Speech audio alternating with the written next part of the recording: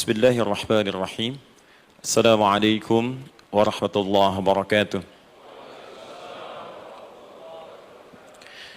Alhamdulillah. Wassalatu wassalamu ala rasulillah wa ala alihi wa sahbihi wa man wala wa ba'du. Saya ibadallah, usi nafsi wa iyyakum bitaqwallahi faqad fazal muttaqun. Fala tamutunna illa wa antum muslimun. Faqala ta'ala, ya ayyuhalladzina amanu taqullaha haqqa tuqatih wa la tamutunna illa wa antum muslimun. Saudara-saudariku hadirin sekalian, terkhusus barangkali seluruh dari stakeholder PT Pertamina EP, khususnya Pak Nanang Abdul Manaf, sahabat kami.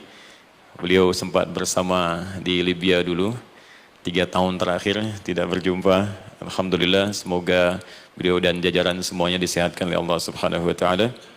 Pak Alfian, Pak Khalid, ya, dan seluruhnya dan hadirin sekalian tanpa kecuali, saya bermohon pada Allah Subhanahu wa taala semoga kita senantiasa dirahmati, diberkahi dan dimudahkan oleh Allah Subhanahu wa taala.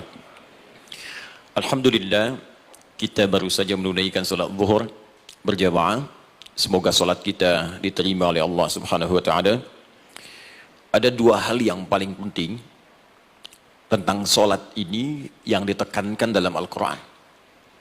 Pertama, kenapa salat begitu penting ditunaikan? Karena ia akan menjadi pembeda antara Khalik dengan makhluk. Jadi kalau kita ingin bedakan Tuhan dengan hamba, maka di antara titik penting perbedaannya, kata Allah langsung, itu terletak pada aspek ibadah, khususnya salat. Karena itu ketika Nabi Musa alaihi salam berkenan kemudian langsung diperintahkan oleh Allah sehingga disebut dengan kalimullah yang diajak bicara, dan diperkenalkan tentang esensi ketuhanan Allah, maka disebutkan perintah langsung oleh Allah untuk menyembahnya dalam bentuk salat. Al-Quran surah ke-20 Taha ayat ke-14. Kata Allah, innani anallahu la ilaha illa ana fa'budni wa aqimis salata li dzikri. Ya Musa, tidak ada Tuhan, kata Allah, selain saya. Ya, maka jika engkau telah tahu saya Tuhan, bedanya Tuhan dengan makhluk, fa'budni, maka kewajiban engkau sebagai makhluk menyembah saya. Bagaimana caranya ya Allah, kata Musa? Kata Allah, wa aqimis salata, rahmatullah, wa aqimis salata li dzikri. Maka cara menyembahku itu adalah dengan salat. Karena itu semua nabi dan rasul, bahkan sebelum Nabi Muhammad SAW, diperintahkan oleh Allah untuk mengajak umatnya seluruhnya untuk salat. Ya, Nabi Isa alaihi salam salat. Anda buka Quran surah 19 Maryam ayat 31 sampai 33. Nabi Ismail alaihi salam, ya kakeknya Nabi ke-29, salat. Bahkan meminta keluarganya salat. Quran surah ke-19 ayat 55. Wa kana ya'muru ahlahu bis salah. Nabi Zakaria, saudaranya Imran, salat. Quran surah ketiga, ya, ayat ke-38 sampai dengan 39. Ayat 39-nya tegas mengatakan, fanadathu malaika wa huwa qa'imun yusalli fil mihrab. Jadi kalau kita urutkan dari Nabi Muhammad sallallahu alaihi wasallam sampai Nabi Adam alaihi salam, semua menunaikan salat kepada Allah Subhanahu wa taala. Ya, Muhammad bin Abdullah bin Abdul Muttalib bin Hashim bin Abdul Manaf bin Qusay bin Murrah bin Kilab bin Ka'ab bin Ghalib bin Fihir bin Malik bin Nadar bin Kinana bin Khuzaimah bin Mudrikah bin Ilyas bin Nizar bin Mudar bin Ma'ad bin Adnan bin Addi bin Adri bin Muqawwam bin Nagur bin Tarikh bin Ya'rub bin Yasjub bin Nabit bin Ismail alaihissalam bin Ibrahim alaihissalam bin Azar atau bin Nahur bin Abir bin Kinan bin Arfakhshad bin Sam bin Nuh alaihissalam bin Mihlail Matushala bin Kinan bin Anwas bin Thith bin Adam alaihissalam. Dari Nabi Muhammad SAW sampai Nabi Adam semua salat. Coba ulangi. Nanti dalil singkatnya dari Quran surah keempat ayat 163, paling kiri sebelah atas di mushaf. Inna auhayna ilaika kama auhayna ila Nuhin wan nabiyina min ba'di. Muhammad, apa yang kami telah wahyukan kepadamu sudah pernah pula kami sampaikan kepada Nuh alaihissalam dan nabi-nabi setelahnya. Kenapa tidak disebutkan Adam sebelumnya? Karena Adam itu nabi, bukan rasul. Nabi diberikan risalah untuk pribadi dan kalangan dekatnya, rasul diberikan risalah tugas untuk mengajak umat. Kenapa Nabi Adam bukan rasul? Karena zaman Nabi Adam belum ada umat. Siapa yang mau diajak? Ya? Ini bagian pertama. Jadi kalau kita hari ini masih mendapat kesempatan salat, alhamdulillah, ini artinya sampai hari ini kita masih benar-benar manusia. Kan kalau ada orang yang kemudian tidak mau beribadah apalagi salat, terkhusus ketika dia beriman, maka penting dipertanyakan, masihkah ada iman dalam dirinya? Karena itu kata Allah dalam Al-Quran, surah ke-8 ayat yang kedua, aku akan perdengarkan namaku, sehingga ketika disebutkan itu, kita bisa menguji adakah getaran iman dalam jiwa kita. Quran surah 8 Al-Anfal ayat kedua. Innamal mu'minuna alladzina idza dzukirallahu wajilat qulubuhum. Sungguh orang yang masih punya iman itu, kalau diperdengarkan nama Allah kepadanya, akan ada getaran dalam jiwanya. Karena itu setiap hari 5 kali diperdengarkan nama Allah, untuk menguji di jiwa kita masih ada iman tidak. Bahkan dari bangun tidur, bayangkan waktunya dibagi sempurna persis. Dari mulai subuh baru bangun, menjelang ke siang, mau berakhir siang ke sore, sore pindah ke maghrib, hilang kemudian muncul gelap malam. 5 kali persis dibagi waktu, diperdengarkan untuk menguji. Kira-kira setelah subuh siang masih ada nggak iman? Sore masih ada nggak? Ya Allahu Akbar, Allahu Akbar. Karena itu kalau iman masih ada melekat di jiwa kita, demi Allah saya katakan, begitu kita mendengar suara azan, pasti hati kita akan mengatakan, Allahu Akbar, Allahu Akbar. Wih, sudah azannya. Pernah begitu? Ya, walaupun mungkin setelah selesai, La ilaha illallah, baru azan, belum qomat. Ya, itu normal, gak apa-apa. Yang penting iman masih ada. Nah, ini menunjukkan ada getaran dalam jiwa. Satu itu. Yang kedua, ini yang jarang dimanfaatkan teman-teman. Jadi seringkali sholat dimaknai pada ibadah formal bagian pertama saja. Adapun yang keduanya, ini yang jarang digali. Padahal sekali saja dalam sehari, itu 5 kali Allah menunggu kita. Ternyata sholat itu satu-satunya wasilah ibadah yang disebutkan dalam Al-Quran untuk langsung memohonkan semua kebutuhan yang kita rasakan. Bahkan sebelum kita diminta sholat, itu kalimat pertamanya bukan ibadahnya. Kata Allah, kau punya masalah apa? Sedang butuh apa? Sedang punya problem apa? Buka Quran surah kedua Al-Baqarah ayat ke-45 sampai 46, paling kanan pertengahan di usad. Wasta'inu bis-sabri was-salah. Perhatikan kalimatnya, indah sekali. Ya Allah menempatkan salatnya bagian kedua. Kata Allah, wasta'inu, hei hambaku, jika kalian punya persoalan dalam kehidupan, maka perhatikan kalimatnya baik-baik, wasta'inu, mintakan solusinya kepadaku. Jadi kalau sedang punya masalah, bukan bikin status, gak akan selesai. Sedang eksplorasi minyak, gak keluar-keluar, bikin status. Duh, susah sekali yang ngebornya. Gak akan selesai. Jalan macet, bikin status. Jakarta macet, ya gak akan selesai. Ya, apa yang harus dilakukan? Kata Allah, jika anda beriman kepadaku, yakin denganku, maka wasta'inu, punya persoalan, minta kepada Allah. Caranya bagaimana? Satu, bis-sabri, terima dulu masalah itu, jangan dikeluhkan. Kaidah lain muncul, karena mustahil saya akan titipkan persoalan kalau tidak anda mampu mengatasinya. Kaidah Quran surah kedua ayat 286, kita hafal ayatnya. La yukallifullahu nafsan illa usaha. Perhatikan kaidahnya. Allah tidak mungkin menguji seorang hamba di luar batas kemampuannya. Jadi kalau kita sedang punya ujian di rumah kah, pekerjaan kah, kehidupan sosial kah, sebesar apapun ujian itu, kata Allah, memang karena anda yang sanggup. Kalau nggak sanggup gak akan diuji. Di ujian itu berbanding lurus dengan kemampuan. Mustahil seorang hamba diuji di luar batas kemampuannya. Jadi kalau anda sekarang pun sedang punya masalah sebesar apapun, kata Allah, memang cuma kamu yang sanggup, yang lain tidak. Maka jangan mengeluh. Jangan anda katakan, ya Allah, why me? Kenapa saya? Kata Allah, why not? Memang kamu yang mampu, yang lain tidak. Nah, ketika anda bisa menerima itu dengan sabar, baru datang kalimat kedua, wassalah. Kemudian datang, tunaikan sholat dan mintakan solusi kepadaku lewat sholat. Ya, sedikit ya, lihat sini. Saya berikan sedikit uraian Al-Quran. Saya boleh menulis sini?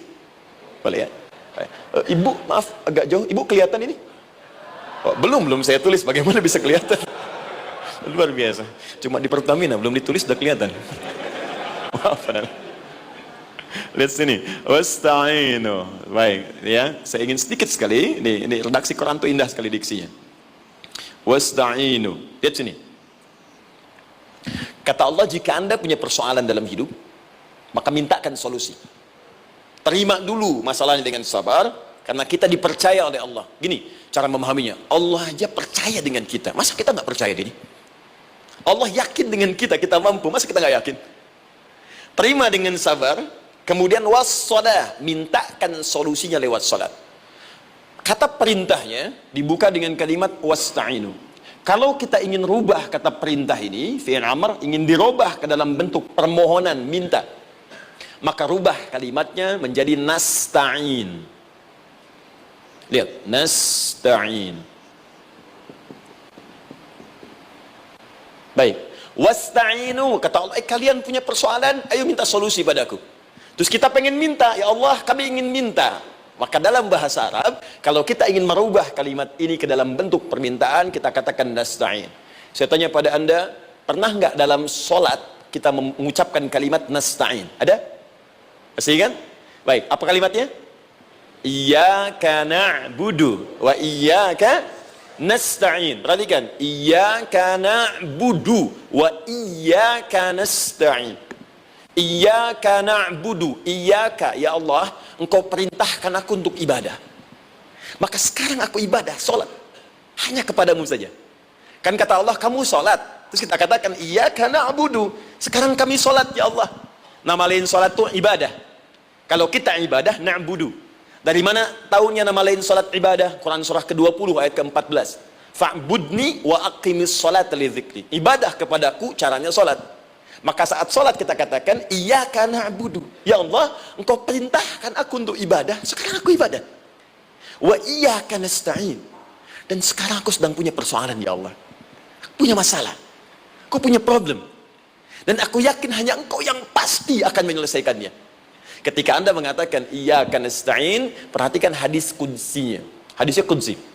Ya. Al-Imam Al-Bukhari meriwayatkan, Imam Muslim meriwayatkan, An-Nasa'i meriwayatkan dari sahabat Abu Hurairah radhiyallahu taala anhu. Ada lagi yang dari sahabatnya Anas bin Malik. Perhatikan kalimatnya. Idza qala al-'abdu iyyaka na'budu wa iyyaka nasta'in, jika hambaku dalam salatnya benar membacanya, benar dari awal salatnya sampai dengan kalimat iyyaka na'budu wa iyyaka nasta'in, ya Allah, sekarang aku ibadah kepadamu dan sekarang aku punya persoalan, aku mohonkan solusinya darimu. Kata Allah, hadza baini wa baina 'abdi, ini perjanjian antara aku dengan hambaku. Wali 'abdi, hadisnya qudsi, wali abdi, kalau hambaku benar salatnya sampai kalimat ini, masalah, apapun yang dia minta sekarang, aku akan kabulkan. Aku akan kabulkan. Pertanyaan saya, berapa di antara kita yang salat sampai detik ini, ribuan kali ruku dan sujud, yang memanfaatkan momentum ini untuk memohon? Siapa di antara kita yang ketika salat memohon kepada Allah solusi? Jangan-jangan selama ini salat itu hanya menjadi formalitas saja. Takbir, ruku, sujud, salam, selesai. Takbir, ruku, sujud, salam, selesai. Padahal Allah sudah menunggu hambaku, kamu tuh punya masalah apa? Makanya setiap waktu dibagi 5 supaya hidup kita ringan. Subuh ke zuhur punya masalah, zuhur salat. Begitu kita mohon, tuntas masalah itu. Zuhur ke asar punya persoalan, asar salat. Dijawab oleh Allah, tuntas persoalan itu. Karena itu semua nabi dan rasul, bahkan orang soleh, ketika punya persoalan dalam hidupnya, even itu hanya menulis karya ilmiah, maka mereka akan memulai dengan sholat dan minta kepada Allah Subhanahu Wa Taala. Teman-teman kenal Nabi Zakaria? Bagus. Baik, di sana belum tulis, sudah kelihatan. Sini kenal Nabi Zakaria, alhamdulillah. Tapi nggak apa-apa. Saya ke Sukabumi, Pak. Ada yang kenal Fir'aun? Kenal Fir'aun, kenal, bagus. Baik, suka bumi hubun dunia, suka itu hubun, bumi itu dunia. Baik. Teman-teman, Nabi Zakaria itu diuji oleh Allah. Maaf, belum punya keturunan. Dan semua nabi punya ujian. Jadi jangankan kita, nabi aja yang jelas surganya punya ujian. Ya, Anda pernah sakit, Nabi Ayub sakitnya lebih parah dari kita. Ya, Anda di keluarga belum ada keturunan, Nabi Zakaria pernah lebih daripada kita. Sampai rambutnya memutih, fisiknya sudah letih, dan menurut medis, maaf sekali, istrinya divonis tidak mungkin punya keturunan, monofus dan mandul, mustahil. Secara klinis, gak mungkin. Secara medis, tidak mungkin. Maka Allah tunjukkan satu isyarat yang sangat luar biasa. Jika Anda mendapati situasi, makhluk mengatakan ini mustahil dan sudah angkat tangan, ini tanda pertama dari Allah, langsung tinggalkan pendapat manusia, langsung memohon kepada Allah. Maka turunlah beritanya di Quran surah ketiga Ali Imran ayat 38 sampai 39. Paling kanan sebelah atas di mushaf. Sekarang perhatikan kalimatnya, saya mau sambungkan dengan Al-Fatihah tadi. Hunalika da'a Zakaria rabbah. Di mihrabnya Nabi Zakaria salat bermohon kepada Allah. Qala rabbi habli min ladunka dzurriyyatan thayyibah. Kemudian ia berdoa, Rabbi habli, ya Allah yang maha memberi tanpa batas. Ini adab pertama, kalau teman-teman mau berdoa, sebut nama Allah sesuai dengan hajat kebutuhan kita. Itu yang disebut dengan Al-Asma'ul Husna. Di Asma'ul Husna itu bukan nama-nama indah yang sekedar dihafal, bukan. Tapi nama yang diberikan oleh Allah sesuai dengan kebutuhan hidup kita. Dalilnya Quran surah ke-17 ayat 110. Ya, paling kanan sebelah atas di mushaf, ke pertengahan. Ya, kata Allah, Qulid Allah. Jika Anda punya persoalan, sebut nama Allah. Allah Awir Rahman atau Ar-Rahman. Ayyamma tad'u, tapi kalau Anda ingin spesifik meminta, falahul asmaul husna. Pilih nama Allah, ia punya nama-nama yang indah sesuai kebutuhan kita. Jadi kalau teman-teman misalnya minta kelancaran rezeki, sebut ya Allah ya Razzaq. Anak mau ujian, ya Allah ya Al-Alim. Di proyek misalnya ada hambatan, ada gangguan, ya Allah ya Al-Jabbar ya Al-Malik. Ingin mudah mengatasi ujian, ya Allah ya Sabar. Minta. Ya, jangan semuanya disebutkan, nanti jadi beban. Ya, Allahumma ya Rahman ya Malik ya Kudus ya Sabar, gitu kan? Yang tadinya nggak punya masalah jadi punya masalah, gitu kan? Pilih salah satu.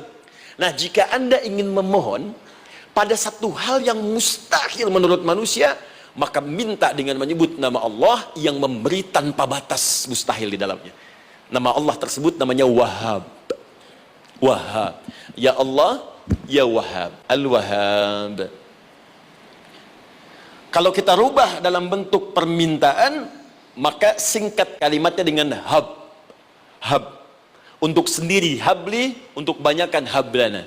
Rabbana hablana min azwajina wa dzurriyyatina qurrata a'yun. Nabi Zakaria minta karena sendiri yang mengalami situasi itu, maka beliau katakan, Rabbi habli. Ya Allah, habli min ladunka. Ya Allah yang tak punya batas dalam pemberian. Mereka mengatakan aku tak akan punya keturunan. Mereka mengatakan mustahil aku punya anak. Dan aku yakin kau memberi batas tanpa memberikan pemberian tanpa batas. Aku mohon darimu saja. Darimu saja. Dzurriyyatan thayyibah, keturunan-keturunan terbaik. Innaka sami'ud du'a. Engkau pasti mendengar doa saya. Kalau pada yang maha memohon saja, maha mendengar saja tidak mengabulkan, lantas kepada siapa lagi aku mesti minta? Tapi poinnya bukan itu. Poinnya adalah ini disampaikan oleh Nabi Zakaria dalam keadaan sedang sholat. Masih berdiri dalam sholatnya. Dalam bahasa Arab berdiri disebut dengan qaimun, qaim, berdiri. Sedang sholat disebut dengan yusalli. Perhatikan ayat 39-nya. Fanadatul malaikatu wa huwa qaimun yusalli fil mihrab. Maka seketika ketika doanya selesai dipanjatkan, sholatnya belum selesai. Doanya selesai dipanjatkan, seketika datang malaikat menyampaikan, kamu dapat kabar gembira, Anda akan punya anak, bahkan namanya langsung diberikan oleh Allah, Yahya, artinya hidup. Yang mustahil menurut manusia, lahir dari rahim seorang perempuan yang divonis menopause dan mandul, kata Allah, bagiku yang gak ada yang mustahil. Jadi dan hidup dia. Kapan itu terjadi? Masih sholat dan belum selesai dalam sholatnya, dalam keadaan berdiri. Sekarang saya tanya Anda, kita membaca iyyaka na'budu wa iyyaka nasta'in dalam keadaan ruku atau sujud? Sujud, berdiri. Berdiri teman-teman. Betul kan? Dalam keadaan berdiri saat baca Al-Fatihah. Iyyaka na'budu wa iyyaka. Saat kita mengatakan wa iyyaka nasta'in, Allah balik bertanya, apa yang kamu butuhkan? Nabi Zakaria itu sholat dulu baru minta. Kita umat Nabi Muhammad karena keutamaan nabinya, sebelum sholat dah ditunggu. Butuh apa? Mau minta apa? Karena itu saya ingin katakan, ayo manfaatkan momentum sholat ini. Jangan sekedar kita kemudian tunaikan formalitas, tapi kita tidak mendapatkan keuntungannya. Ayo, semuanya, dari mulai takbir sudah ada doa, ruku ada doa, bahkan sujud kita bisa perbanyak dalam bahasa hati kita untuk memohon kepada Allah Subhanahu Wa Taala. Jelas sampai di sini? Baik, mudah-mudahan insya Allah doa kita dikabulkan oleh Allah Subhanahu Wa Taala. Ini baru mukaddimah, kita belum mulai, ini pengantar. Tema kita hari ini tentang Al-Quran. Dan mudah-mudahan kita diberikan insya Allah kelancaran untuk bahasan kita. Dan topik ini insya Allah akan memberikan banyak manfaat dari apa yang kita kerjakan dalam keseharian kita. Saya mohon izin untuk melambatkan bacaan, karena tadi hanya mengantarkan saja. Teman-teman, kenapa mesti Al-Quran? Apa esensi Al-Quran? Dan kenapa Al-Quran diwahyukan pada Nabi Muhammad SAW? Apakah khusus untuk sekedar dibaca? Atau ada satu nilai yang sangat penting, yang justru itu mengandung nilai mukjizat yang paling dalam dari Al-Quran? Yuk kita mulai dengan Al-Quran surah kedua Al-Baqarah ayat ke-38, paling kanan sebelah atas. Disambungkan dengan Quran surah kedua ayat 185, paling kiri pertengahan di mushaf. Quran surah kedua ayat 38 dengan Quran surah kedua ayat 185. Saya mulai dari kisah Nabi Adam. Saya pelan-pelan. Nabi Adam saat diciptakan oleh Allah, kemudian diberikan informasi bahwa beliau akan bertugas di bumi, beraktivitas di bumi.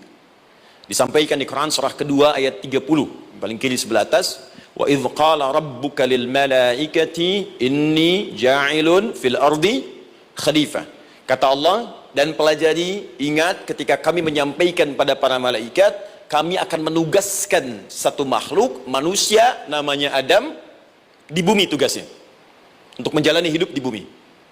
Nah, secara singkat, setelah Nabi Adam turun ke bumi di awal masa bersama Sayyidah Hawa ya alaihi wassalam, maka ternyata bersamaan dengan turunnya Adam dan Hawa ke bumi itu, mereka berdua dibekali petunjuk, yang dengan petunjuk itu, ini yang dahsyat, Allah jamin semua aktivitas hidupnya, dari mulai yang sederhana sampai yang kompleks, pasti jika diikuti petunjuk ini, dia akan senang menjalaninya dan akan tenang mendapatkan hasilnya.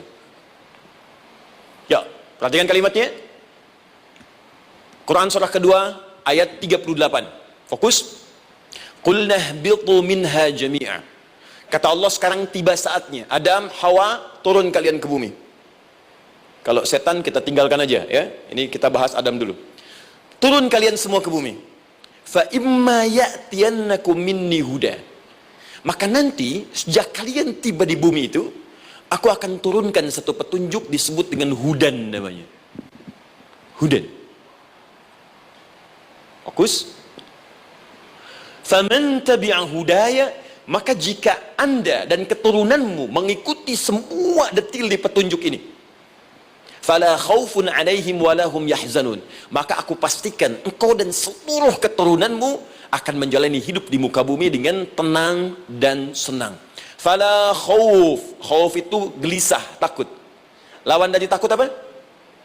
Tenang. Lawan dari gelisah, tenang. Kata Allah, jika Anda mengikuti tuntunan hidup yang ini, maka saya jamin semua hidupmu tenang. Walahum yahzanun, dan saya pastikan selama hidup di muka bumi itu kalian tidak akan pernah bersedih. Senang, lawan sedih itu senang. Jadi ternyata kita itu diminta tugas di bumi itu bukan untuk dipersulit. Jadi kalau ada yang hidup sampai saat ini sedih deh, di rumah tangga sedih, di kantor nggak tenang, pasti di antara poinnya bukan nggak mampu senang, tapi boleh jadi yang hidup ini tidak membaca petunjuk kehidupannya. Anda kerja di perusahaan, teman-teman ada yang di Pertamina, ada yang di yang lain. Kalau Anda nggak ikuti petunjuk, kan pekerjaan tidak akan berlangsung dengan nyaman, kan? Kalau Anda nggak ikuti aturannya, bagaimana bisa mengerjakan petunjuk itu dengan nyaman? Maka apalagi hidup yang kompleks, kata Allah, sejak Adam saya turunkan, sudah ada petunjuk kehidupan, saya namakan dengan hudan. Anda ikuti petunjuk ini, maka langsung jaminan dari Allah, semua yang Anda jalani dalam hidup, pasti saya jamin senang dan tenang. Petunjuk ini disebut apa? Hudan. Nah, agak cepat. Di setiap masa Nabi Adam selesai hidupnya, generasi kemudian berkembang, datang lagi Nabi Nuh sampai ke Nabi Muhammad SAW. Perhatikan baik-baik. Setiap berganti generasi akan turun hudan sesuai dengan kebutuhan masyarakatnya pada saat itu. Baik, Nabi Musa menerima kitab apa namanya? Nabi Musa Taurat. Taurat disebut hudan dalam Al-Quran. Muncul Nabi Musa, kitabnya disebut Taurat. Perhatikan baik-baik. Tahukah teman-teman ketika Taurat disebutkan dalam Al-Quran? Buka Quran surah ke-17. Ya, ayat yang kedua. Wa ataina Musal kitaba. Kami berikan kepada Musa kitab. Lihat. Wa ja'alnahu hudan li bani Israil. Dan kitab yang kami berikan itu, yang disebut Taurat, Ali Imran ayat yang ketiga. Wa anzalat Taurat wal Injil. Kami berikan Taurat kepada Musa. Nah, saat Allah turunkan Taurat itu, hudan li bani Israil. Isi Taurat ini adalah petunjuk kehidupan khusus untuk Bani Israel saja. Umatnya Musa. Jadi kalau umat Nabi Musa mengikuti petunjuk hudan, Taurat ini, kata Allah, saya jamin semua hidupnya tenang dengan senang. Nabi Isa turun Injil. Injil disebut hudan dalam Al-Quran. Dan yang terakhir, saya cepat karena waktu kita terbatas, ketika Allah menurunkan Nabi Muhammad SAW dan dipilih sebagai Rasul, maka saat yang bersamaan beliau pun diberikan petunjuk untuk umatnya. Dan dahsyatnya, petunjuk itu pun disebut dengan hudan. Buka Quran surah kedua ayat 185. Syahrul Ramadan alladzi unzila fihi al-Quran. Di bulan Ramadan itu, kata Allah, saya turunkan Al-Quran. Kenapa saya turunkan Al-Quran? Hudal linnas. Saya jadikan Quran ini sebagai petunjuk, pedoman hidup linnas, bukan terbatas untuk satu komunitas, tapi untuk seluruh manusia sampai kehidupan berakhir. An-Nas disebutkan 241 kali dalam Al-Quran, menunjuk pada semua manusia tanpa kecuali. Ini bedanya Al-Quran dengan kitab sebelumnya. Taurat hanya untuk kalangan tertentu saja. Jadi selesai nabinya, selesai kitabnya. Injil hanya kalangan tertentu saja. Nabinya selesai, selesai kemudian misinya. Tapi Al-Quran tidak. Ini kalimat pertama langsung dari Allah. Walaupun nabinya wafat, tapi karena Al-Qurannya didesain oleh Allah untuk seluruh manusia sampai kehidupan berakhir, maka pasti Al-Quran itu di setiap masa akan mampu dijadikan pedoman dalam kehidupan. Nah, jadi prinsip pertama, ketika Allah menurunkan Al-Quran, sebenarnya tujuan utamanya bukan sekedar dibaca. Bukan. Tapi di dalamnya itu ada petunjuk hidup, Pak, Bu. Dan yang buat, yang menciptakan kita. Bukankah Anda kalau ingin memperbaiki sesuatu akan datang kepada penemunya, penciptanya? Anda punya handphone, ada masalah, kan datangnya ke counter handphone. Anda punya mobil, ada persoalan, bukankah datangnya ke dealer? Sekarang kita ingin tahu persoalan hidup kita. Ingin tahu gambaran hidup kita, ingin tahu misi dan visi hidup kita. Kemana kita kemudian bertanya? Pada pencipta kita. Nah, kata Allah, ketika saya utus manusia pertama kali ke bumi, saya sudah turunkan bagaimana cara menjalani kehidupannya. Dan ternyata berita baiknya untuk kita diberikan oleh Allah satu petunjuk utuh, langsung disebutkan, isinya disebut dengan Al-Quran. Jadi dari Al-Fatihah sampai dengan An-Nas, dia bukan bacaan biasa.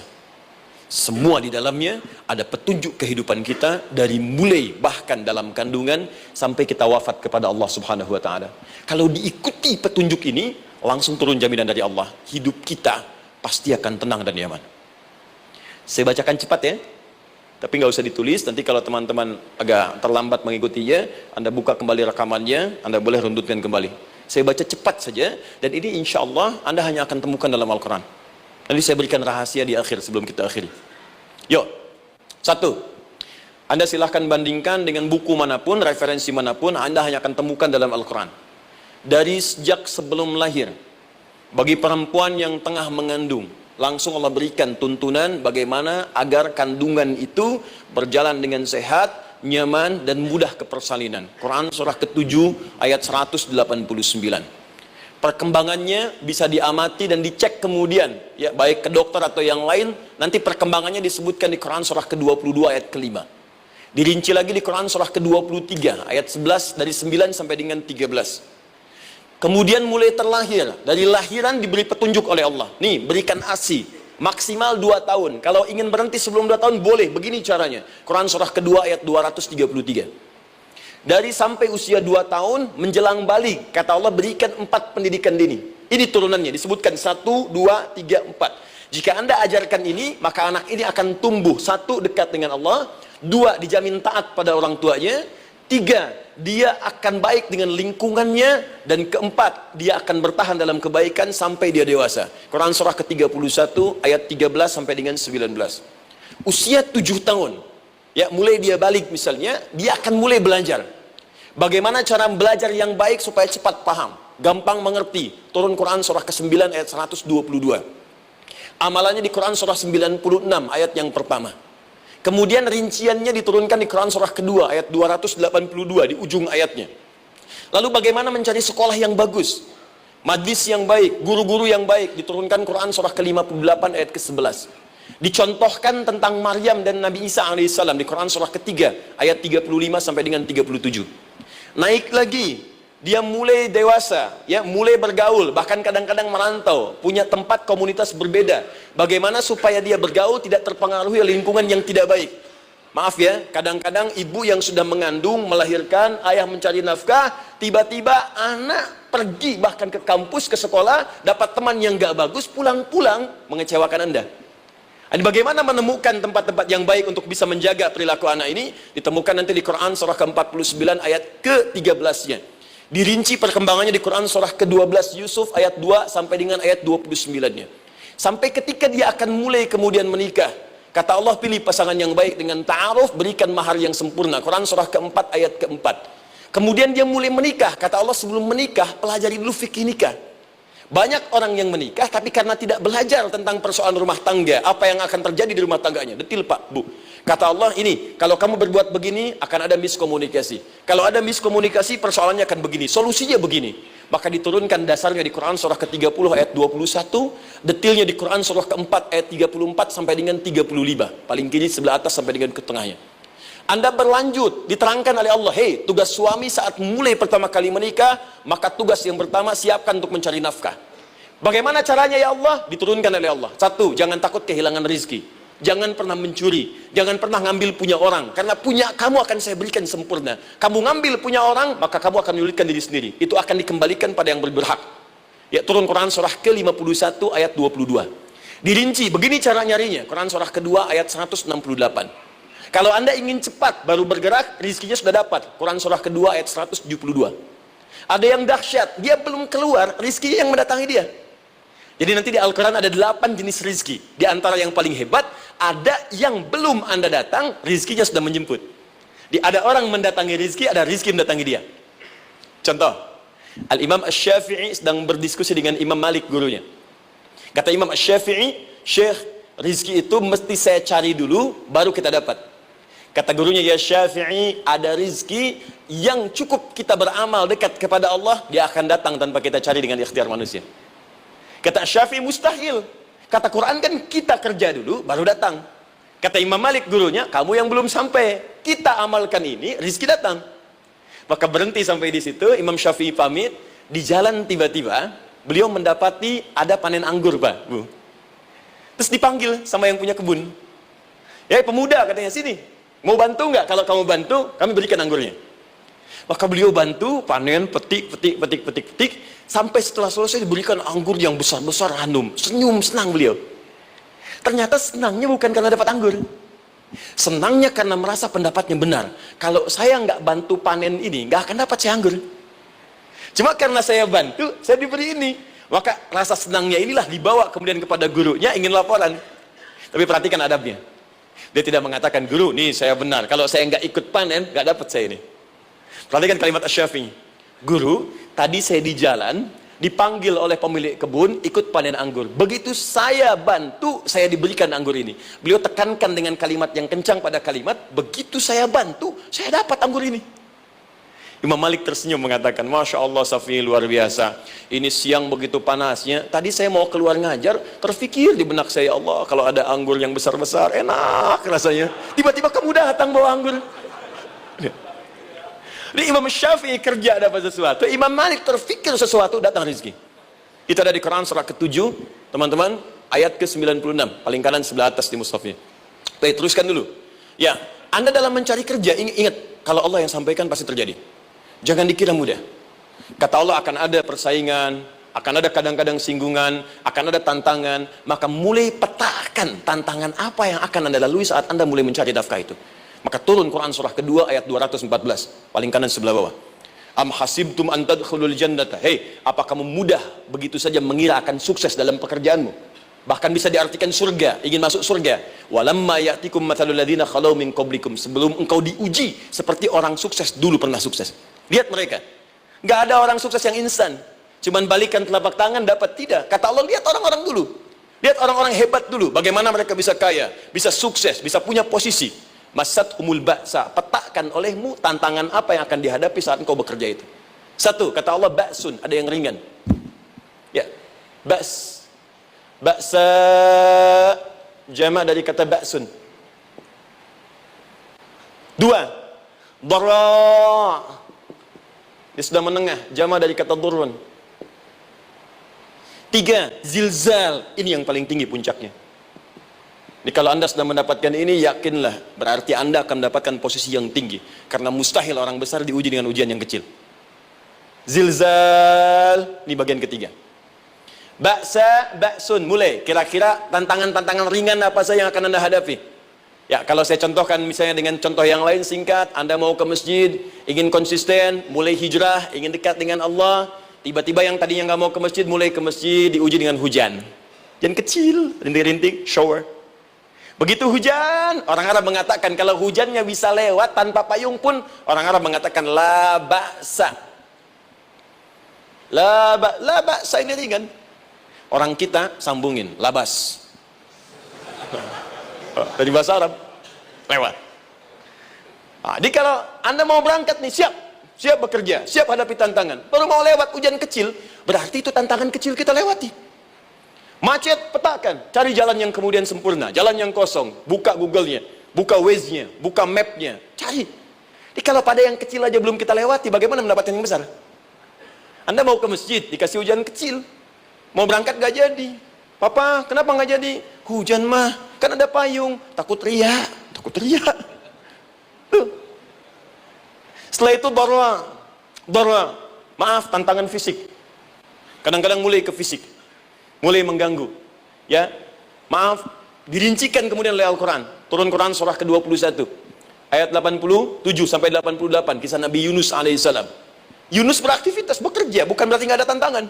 Kadang-kadang dibawa, kadang-kadang diusir, kadang-kadang anda dapat misalnya proyek, kadang-kadang sudah mulai masukkan tender, tiba-tiba gagal, diserobot orang, kadang-kadang orang yang dapat, anda yang ngajukan, itu biasa. Kata Allah itu biasa, bukan cuma anda, yang lain pun ada. Bukankah Allah ajarkan kisah Sayyidah Hajar alaihissalam dengan Ismail? Bukankah bolak-balik naik Safa Marwah, kadang di atas, kadang di bawah, kadang lihat peluang sampai Marwah ternyata bukan air. Terkadang anda yang bekerja, tim yang lain yang mendapatkan karena kerja keras anda, bisa jadi terjadi. Bukankah yang kerja keras Hajar yang dapat Ismail? Mungkin anda yang konsep, yang dapat minyaknya orang lain. Mungkin anda yang kerja, kan yang suksesnya teman anda, gak ada masalah. Dan itu kemudian akan bermanfaat bagi anda. Tidak mungkin setiap keringat yang keluar dari diri kita mustahil, kecuali akan melahirkan manfaat yang kembali pada diri kita. Tantangan. Tapi yang paling dahsyat, ini yang gak ditemukan di sebagian referensi yang kita baca. Ketika Allah menjelaskan semua tahapan-tahapan tantangan ini sampai ke puncaknya zilzal. Zilzal itu kalau bahasa sekarang gempa. Ada ujian yang menggoncang hati kita. Ketika anda kerjakan, ya Allah, tantangannya dahsyat. Kenapa mesti saya, ya Allah? Kau nggak selesai-selesai, ya Allah. Itu wajar, teman-teman, itu biasa. Kata Allah, orang dulu saja mengatakan, mata nasrullah, kapan ini selesai? Berbahagialah kalau teman-teman sudah mendapatkan tantangan puncak yang paling tinggi ini. Ini artinya Allah sedang mempersiapkan anda menjadi orang besar di kemudian hari. Dan cara mengatasinya diturunkan Quran surah ketiga ayat 142, paling kiri sebelah atas. Perhatikan dahsyatnya. Yang pertama diterangkan tantangannya, yang kedua dijelaskan cara mengatasinya. Saya mau berhenti sampai di titik ini, nanti saya terangkan cara berinteraksi dengan Al-Quran. Ya, perhatikan baik-baik. Kata Allah, jika kelak engkau sudah bisa memetakan tantangan ini, maka siapkan solusi untuk mengatasinya. Ayatnya dibuka dengan kalimat yang sama persis. Saya pernah sampaikan teori ini di dua perusahaan besar di Indonesia. Yang pertama, ada satu perusahaan, karena ini direkam saya nggak sebutkan perusahaannya, perusahaan otomotif besar, sedang turun gratis, kemudian juga ada inflasi yang tinggi. Terus saya terangkan teori Quran. Dia praktekkan berhasil, Pak. Padahal saat itu saya presentasi di depan non-muslim. Non-muslim. Sales-sales se-Indonesia dikumpulkan, saya bedah tentang ini, dan mereka berhasil. Sampai sekarang naik lagi. Yang kedua sama, ini direkturnya juga non-muslim, tapi nggak apa-apa kita diskusi. Dan mau mendengar teori ini, dan praktekkan, naik. Ya, dulu di satu perusahaan minyak juga, sedang turun, karyawan semua dikumpulkan, lalu kita bahas tentang ini, kita terangkan. Yang ini yang paling menarik dari Al-Quran. Kalimatnya sama persis, Quran surah ketiga, ayat 142. Am hasibtum an tadkhulul jannata. Apa anda duga, akan begitu mudah mendapatkan kesuksesan dalam hidup. Tolong fokus baik-baik. Jangan selalu mengartikan jannah dengan surga. Karena asal kata jannah itu artinya kesuksesan, kebahagiaan yang belum tampak. Surga, kenapa disebut dengan jannah? Karena itu puncak kebahagiaan kita yang belum nampak sekarang. Ya, saya kasih rahasia ya. Ini antara kita saja nih. Kalau ada kata jim dengan nun di depannya, itu pasti tidak nampak, tersembunyi. Apapun tambahannya.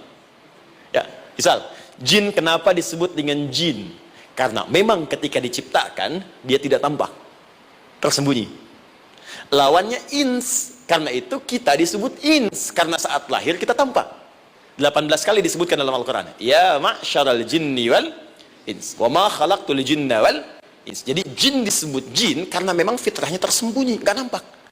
Jadi kalau ada jin melakukan penampakan, itu jin sedang kena masalah, sedang keluar dari fitrah.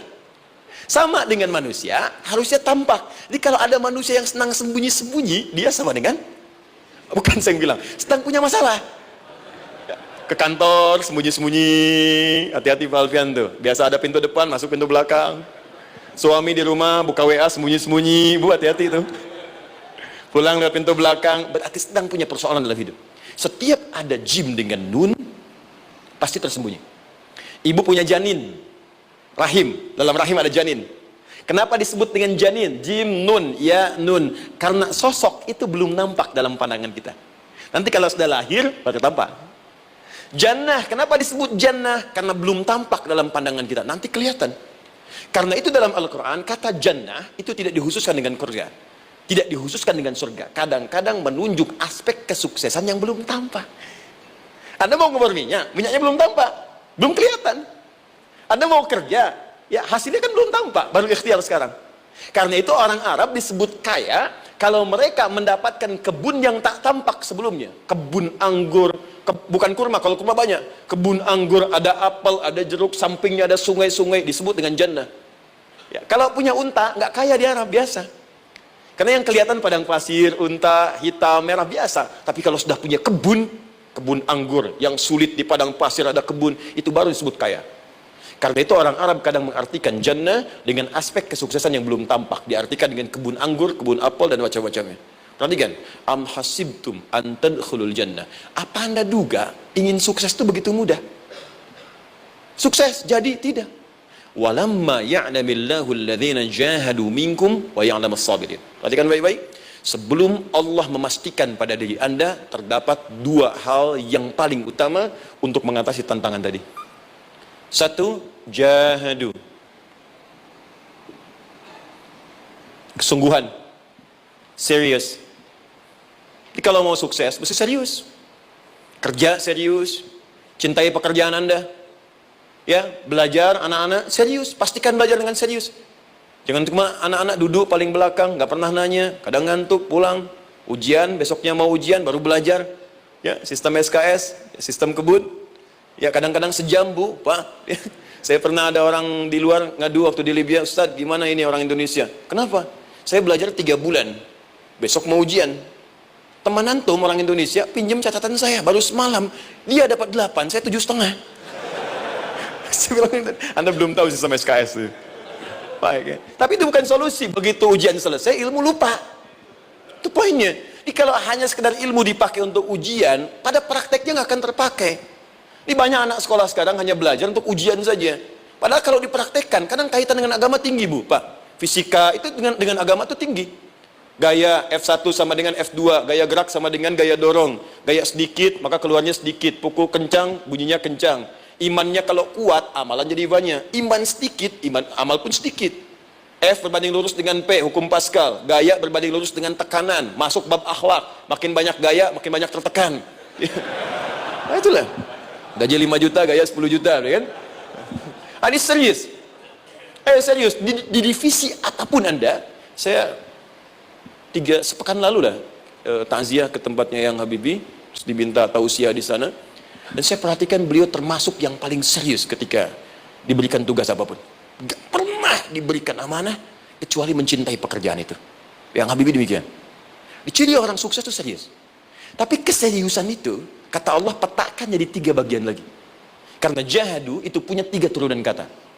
Satu, keseriusan merencanakan, disebut ijtihad namanya. Punya rencana. Mappingnya apa? Stepnya apa? Oke, Anda ingin kerjakan sebuah proyek, baik, proyeknya berlangsung berapa lama? Target kita apa? Jangka panjangnya, menengahnya, jangka pendeknya. Kemudian apa tantangan yang akan dihadapi di setiap tahapan-tahapannya? Selesaikan. Bahkan saking pentingnya tahap perencanaan ini ditunjukkan oleh Allah langsung lewat sholat. Teman-teman masih ingat sholat pertama yang kita kerjakan setiap hari, sholat apa namanya? Subuh.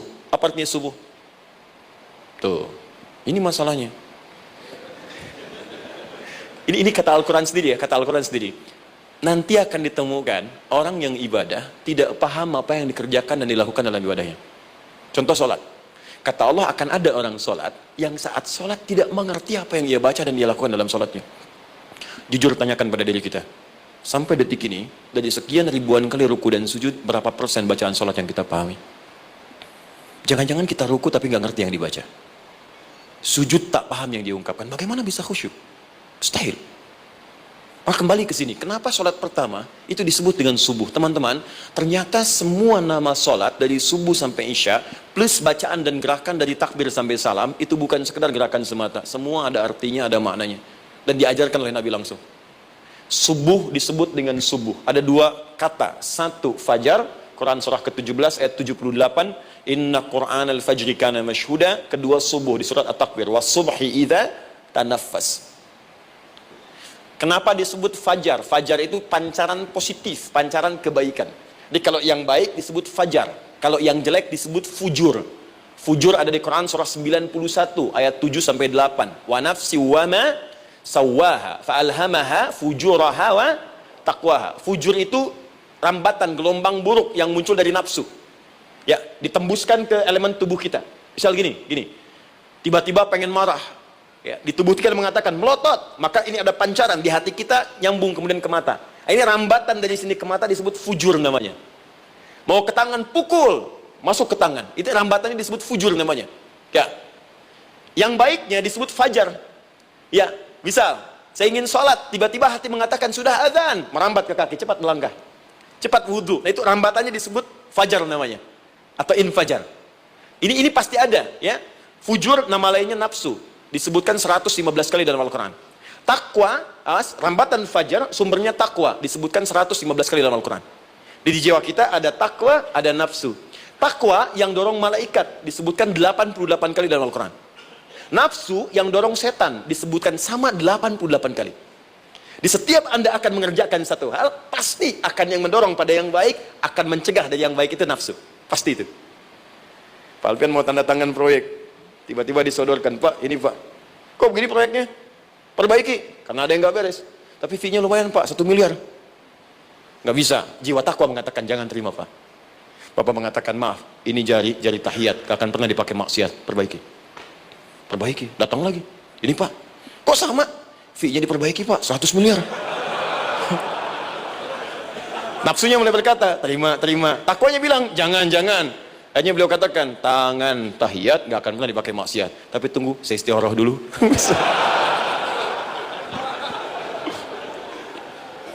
Nah, waktunya, ini salatnya disebut fajar. Kenapa disebut fajar? Karena saat kita tidur, terus dengar suara azan, Allahu Akbar, maka memancar dari iman kita, rambatan untuk merespon suara itu. Bangun kita untuk menunaikan salat. Waktunya disebut subuh.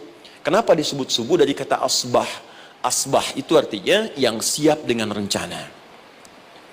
Ya, orang Islam tuh nggak ada yang bangun dari tidurnya kecuali punya rencana jelas yang akan dieksekusi dari itu. Makanya sebelum kita bekerja mengeksekusi itu, kita datang menghadap Allah supaya Allah berikan kemudahan di setiap aktivitas kita. Coba lihat manajemen Nabi. Bukankah sebelum tidur beliau istighfar dulu? Dirinci pekerjaannya, dicatat yang akan dikerjakan besok, istighfar 70 kali, 100 kali, sehingga dengan istighfar saat tidurnya tenang. Coba kita biasakan. Ada yang baca Quran, ada yang istighfar. Kalau nggak percaya silahkan cek. Begitu Anda lakukan, tidurnya enak. Besoknya rencana itu sudah siap. Makanya ketika bangun, siap jam 7 mau kemana, jam 8 ada di mana, jam 12 kerjakan apa. Sebelum mengerjakan itu, datang kepada Allah, sujud, ya Allah, saya punya rencana ini tolong mudahkan. Begitu caranya. Itu yang disebut dengan subuh. Nah, sekarang kembalikan peta hidup kita mau seperti apa ke depan. Ijtihad. Yang kedua, kalau sudah jelas konsepnya, visinya sudah ada, maka jihad. Yang kedua, jihad. Jihad itu eksekusinya, aksinya, actionnya, perjuangan fisiknya. Rencananya apa? Tahajud malam nanti. Bismillah. Jam berapa? 2:30. Baik, yuk kita mulai rencanakan. Eksekusi rencananya. Bagaimana cara kita bangun 2:30? Pasang alarm. Jam berapa alarm dipasang? 3 kali. Pertama 1:30, kedua 2 kurang 1/4, ketiga jam 2 lewat 1/4. Baik. Alarm pertama untuk mematikan alarm kedua. Alarm kedua matikan alarm ketiga. Ketiga siap-siap. Baik. Siap bangun.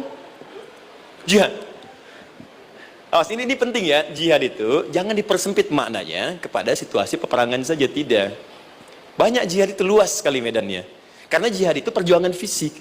Dan maaf sekali, dalam konteks perang pun bukan menyerang orang. Tapi membela diri saat diserang. Di Islam itu bukan agama ekspansi. Cek di sejarah, nggak ada Islam menyerang. Yang ada itu membela diri saat diserang. Atau saat orang lain dizalimi dan kita diminta untuk terlibat, kita membantu. Ini bukan dalam konteks sekarang yang banyak dibincangkan, tembak orang, bom orang, nyerang orang, bukan. Itu waktu kejadian bom Tamrin itu pertama, saya di Lampung posisinya. Itu begitu meledak, tuar. Pertanyaan pertama Pak di Majelis Taklim, Ustaz, apakah bom di Jalan Tamrin termasuk jihad fisabilillah? Saya bilang, Pak, sependek pengetahuan saya, jihad fisabilillah itu jihad di jalan Allah, bukan di Jalan Tamrin. Kaidahnya beda. Nah, misal mencari nafkah itu jihad. Cari nafkah jihad. Quran surah keempat ayat 34, paling kiri sebelah atas. Tugas pertama ketika menikah, kata Allah, ar-rijalu qawwamuna 'alan nisa. Setiap lelaki itu diminta oleh Allah untuk mengatur bagian rumah tangganya. Jadi pemimpin di rumah tangganya. Ya bima faddalallahu ba'dahum 'ala ba'din, karena diberikan kemampuan untuk memimpin. Di pemimpin itu ada di suami. Dan ciri khas pemimpin, Bu, biasanya ciri khas pemimpin apa, Bu? Bukan tegas, bukan. Ciri khas pemimpin itu tidak mau dipimpin. Makanya kalau ada sesuatu, masukkan lewat usulan, jangan beri saran. Kalau saran susah, itu pemimpin. Baik, tapi yang paling luar biasa kata Allah, perhatikan kalimatnya indah sekali. Wa bima anfaqu min amwalihim. Saya berikan tugas untuk mencari nafkah. Ketika seorang lelaki bertugas mencari nafkah, ingat ya, konteks apapun, kalau perempuan nanti bekerja bukan nafkah poinnya. Bisa hobi, ya, bisa aktivitas, tapi nafkah kalau sudah menikah itu ada pada suami. Perempuan tidak. Kalaupun tidak dilarang perempuan bekerja, tidak. Sayyidah Aisyah mengajar, ada yang para sahabiah jadi perawat, ada yang pengajar, banyak dulu sahabat Nabi yang perempuan mengajar. Ya kan ada pelajaran-pelajaran khusus perempuan. Ya ada bagian perawat, ada dokter. Ini kan yang ngandung perempuan, masa yang periksa laki-laki? Ya kan? Ada bagian perempuan tertentu, itu silahkan bekerja boleh. Tapi nafkah laki-laki. Begitu lelaki meniatkan pekerjaannya karena Allah untuk mencari nafkah, itu setiap langkahnya jihad fisabilillah. Wafat, syahid. Maaf ya, apakah selama Anda bekerja sudah diniatkan ibadah? Jangan-jangan cuma kerja aja. Kalau cuma kerja, apa bedanya Anda dengan yang belum beriman? Anda wafat juga. Kerja di gedung yang sama, berangkat menemukan kemacetan yang sama. Apa bedanya iman kita dengan yang lain? Satu, kita pasti wafat, pasti pulang. Dan kita nggak bisa pilih. Ya, nggak bisa pilih. Antum bisa duluan, saya belakangan mungkin. Atau ditukar, saya belakangan, Anda duluan mungkin. Atau memang saya bisa duluan, ya, duluan menyolati Anda. Oke, paham ya? Jadi ibu di rumah jihad, Bu, pada anak, perawat, mengandung itu sudah jihad. Jadi kalau wafat dalam proses saya melahirkan atau sedang mengandung itu syahid. Itu jelas nggak ada perbedaan pendapat. Anak-anak yang sekolah niatkan ibadah, Bu, Pak. Mohon maaf ya, mesti ada bedanya. Iman kita di rumah mesti itu terpancar kepada anak-anak. Ajarkan mereka sekolah yang baik. Pilih sekolah yang mengajarkan sholat, mengajarkan baca Quran. Sekarang banyak kok. Fisikanya bagus, Qurannya bagus, kimianya bagus, sholatnya juga bagus. Cari. Kalau bisa dunianya bagus, akhirat bagus, kenapa hanya pilih dunia saja? Siapkan. Itu jihad. Terakhir, tidak mudah mengeksekusi ini. Pasti ada tantangan yang ketiga. Namanya mujahadah. Mujahadah.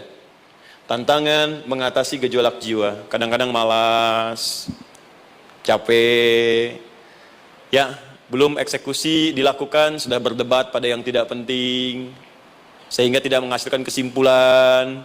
ragu-ragu, khawatir, maka atasi semua itu. Turun Quran surah kedua ayat 216.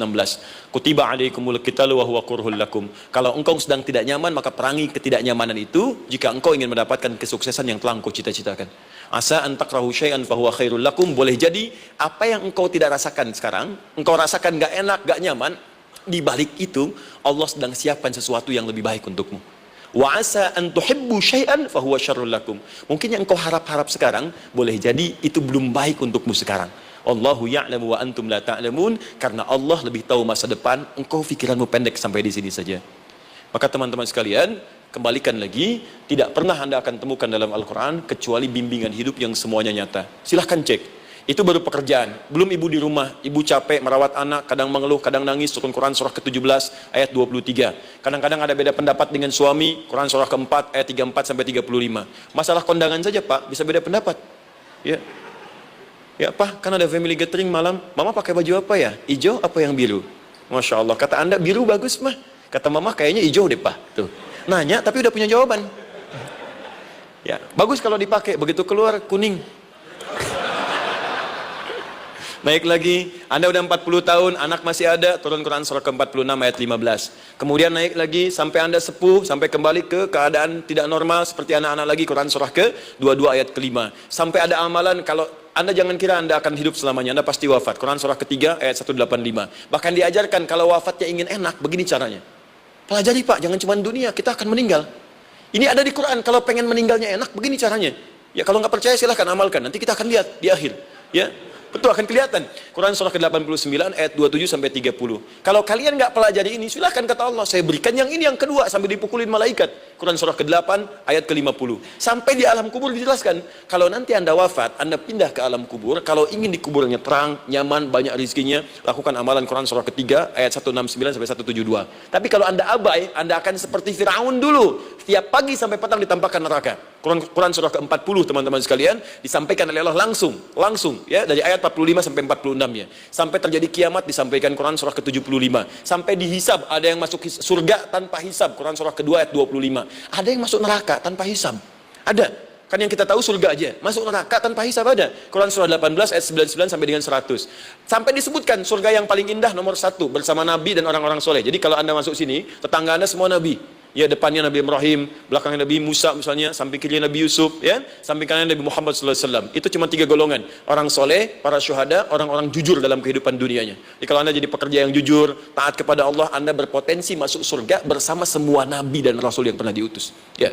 Baik, itu ada di Quran surah ke-4 ayat ke-69. Ada yang kedua di taman surga, Quran surah ke-51 ayat 15 sampai dengan 18. Ada yang surga seluas langit dan bumi, Quran surah ketiga ayat 133 sampai 134. Ada yang neraka yang biasa, ya, sebiasa-biasa nerakanya kebakar juga.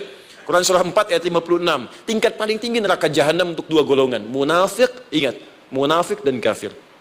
Jadi kalau Anda pun muslim, jauhi perbuatan munafik. Karena munafik akan mengantarkan langsung ke dalam neraka jahanam. Quran surah ke-4 ayat 140. Mana yang tidak ada? Mana yang nggak ada di Quran?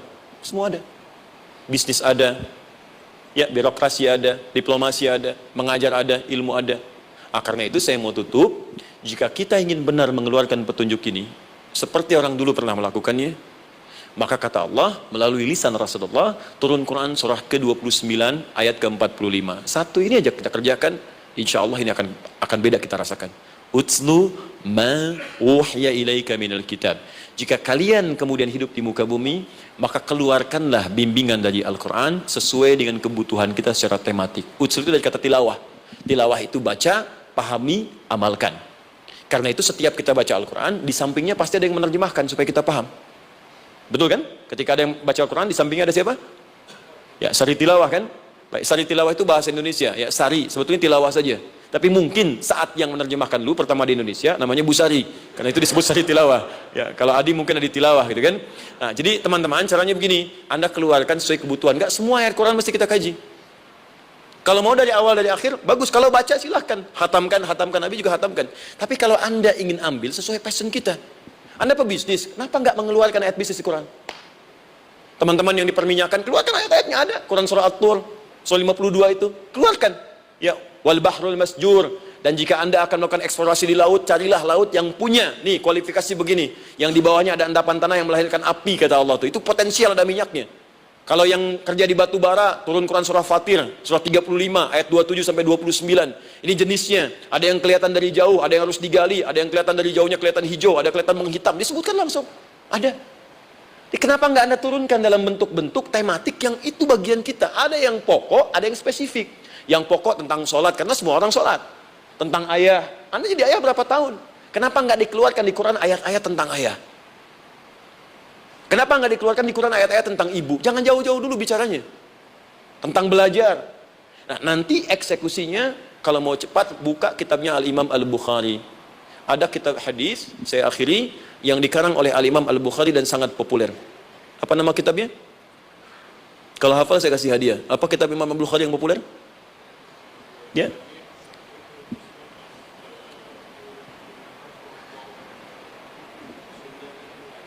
Baik, Anda saya kasih hadiah umrah. Baik. Insyaallah.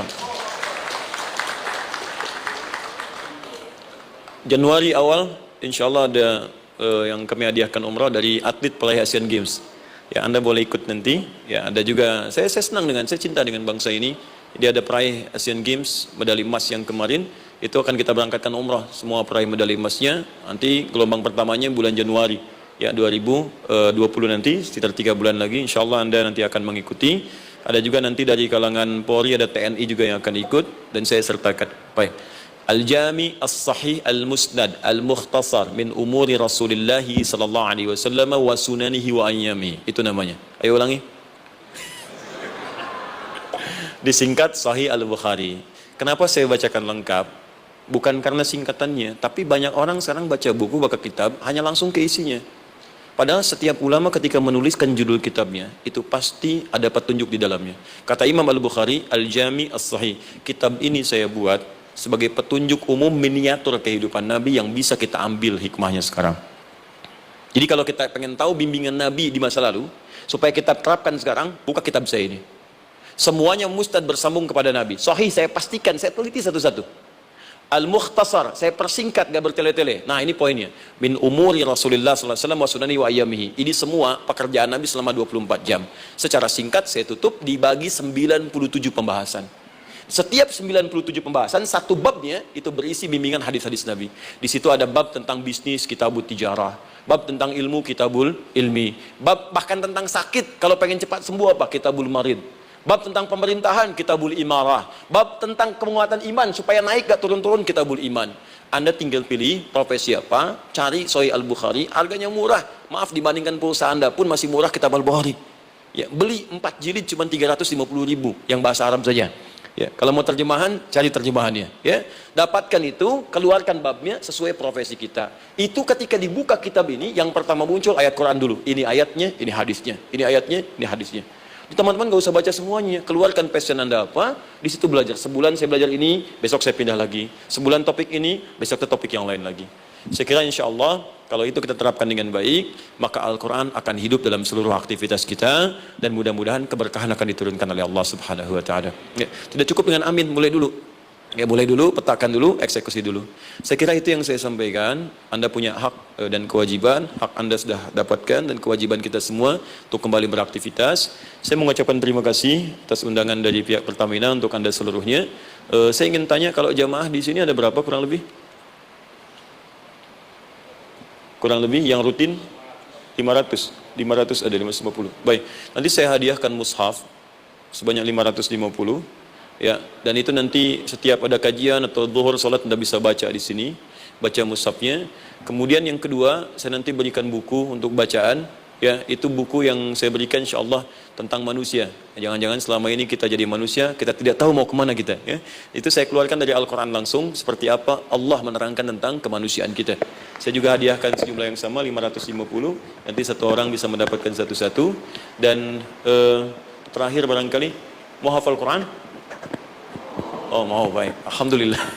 Alhamdulillah. Saya berikan mushafnya yang spesial. Nanti kita mulai dengan 10 juz dulu ya. Nanti saya berikan At-Taisir yang 10 juz.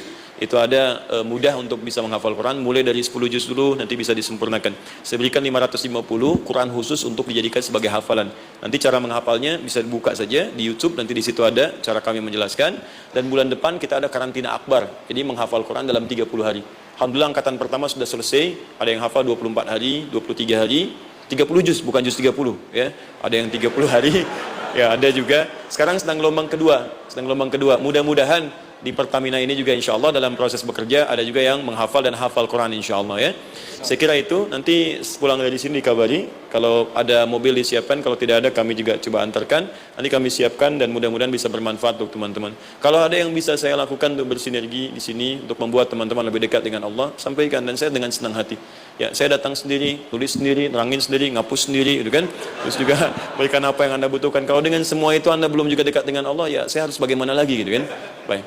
Kita berdoa, mudah-mudahan doa kita dikabulkan Allah. Ada 3 cara berdoa. Pertama cukup dengan hamdalah kalau singkat. Kedua kalau ada perselisihan, kifaratul majlis. Dan yang ketiga, kadang Nabi berdoa, sahabat mengikuti dalam momentum yang khusus. Saya ingin menggabungkan ketiganya. Mudah-mudahan dengan itu keberkahan diberikan luas kepada kita semua.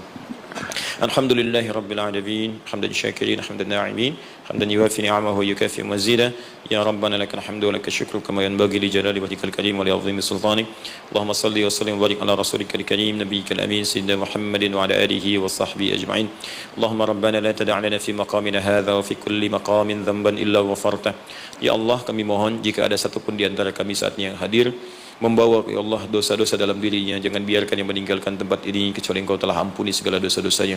Wala hamman illa farajtah. Ya Allah, jika ada di antara kami yang tengah hadir saat ini ada kegelisahan dalam jiwanya, maka mohon jangan biarkan yang meninggalkan tempat ini kecuali Engkau telah tenangkan keadaan hatinya.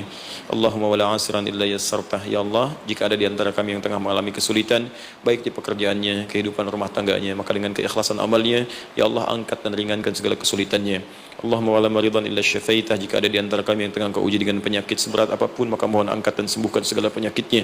Allahumma yassir lana umurana wa la tu'assir alaina. Ya Allah, mudahkan semua urusan kami, jangan berikan kadar ujian yang tidak kami sanggup mengatasinya ya arhamar rahimin. Allahumma alif baina qulubina, ati anfusana taqwaha wa zakki anta khairu man zakkaha anta waliyuha wa maulaha. Ya Allah, mohon lembutkan hati kami untuk saling bersaudara dalam kebaikan, jauhkan kami dari perpecahan ya Allah, dan bersihkan jiwa kami agar kami bersih keadaan jiwa untuk bisa beramal dalam kebaikan dengan mendapatkan ridhamu. Allahumma rabbana atina fid dunya hasanah wa fil akhirati hasanatan wa qina adzabannar. Ya Allah, kami mohon anugerahkan segala kebaikan di muka bumi ini yang mampu kami raih, dan berikan kami segala kemuliaan di akhirat yang mampu kami dapatkan, dan mohon jauhkan kami dari segala ya Allah murka dan neraka-Mu. Allahumma barik lana ya Allah fi ailatina wa fi amalina ya Allah wa fi kulli ya Allah hayatina. Ya Allah, kami mohon anugerahkan keberkahan dalam kehidupan keluarga kami, di kantor, di pekerjaan kami, dan seluruh tahapan kehidupan yang akan kami lalui. Bi fadlika subhana rabbika rabbil izzati amma yasifun wa salamun alal mursalin. Subhanakallahumma wa bihamdika asyhadu an la ilaha illa anta astaghfiruka wa natubu ilaik wa akhiru da'wana alhamdulillahi rabbil alamin. Thumma assalamu alaikum warahmatullahi wabarakatuh.